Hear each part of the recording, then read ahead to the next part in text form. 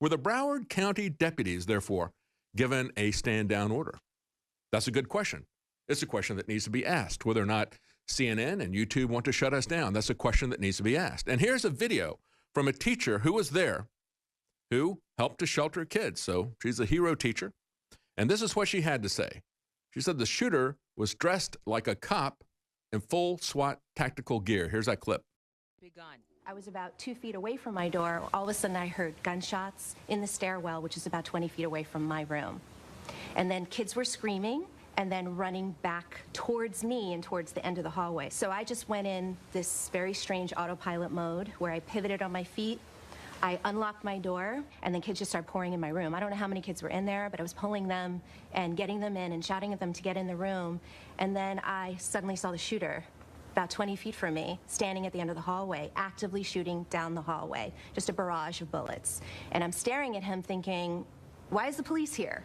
This is strange, because he's in full metal garb, helmet, face mask, bulletproof armor, shooting this rifle that I've never seen before. I don't know when I decided it was the right time to close the door. I grabbed the handle with both hands, and that's when I got nicked. Notice that the ABC reporter didn't ask any follow-up questions when she said that. You would think she would question that. As I'm closing my door, I'm shouting at my next-door neighbor, Mr. Scott Beagle, to close his door. And he's the kind of man that would just keep that door open a little longer. You know, he's all about the kids, you know, but he couldn't see the shooter. I had a good visual of him, which is why I yelled at him to shut his door now. And of course, she goes on to say in that interview that he did not shut his door. He couldn't see the shooter, and he was killed along with several people in his classroom. A couple of individuals were shot in her classroom. The window was shut out. But she said the gunman was dressed in full SWAT gear, firing down the hall, and dressed in helmet, so forth. And yet that ABC reporter never mentioned that. And you look at the lower thirds, and it says, she was hero Florida teacher speaks out, was grazed by a bullet while shielding students from the shooter. Doesn't say anything about that amazing statement that she had to make.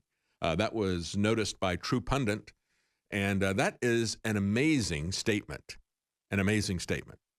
That needs to be addressed, but let's not pay any attention to that because we've got a narrative to sell here.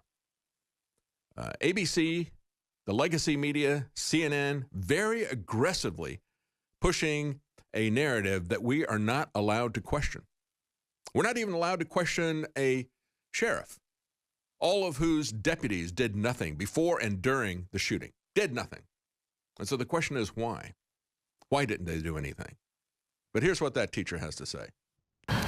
We start to exit the building. All my kids are in front of me going down the stairwell. I get to the door at the top of the west stairwell in the 1200 building. We hear gunfire.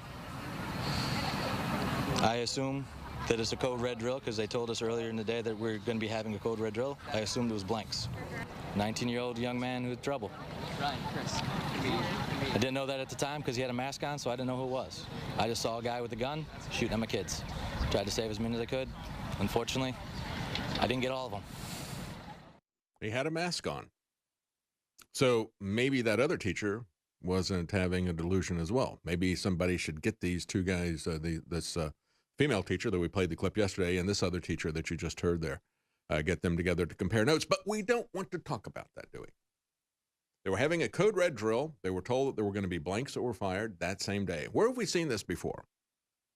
On 9/11, they were told, surprisingly, that there was going to be an attack using planes and so forth. So they stood down for quite a while. They thought it was a drill.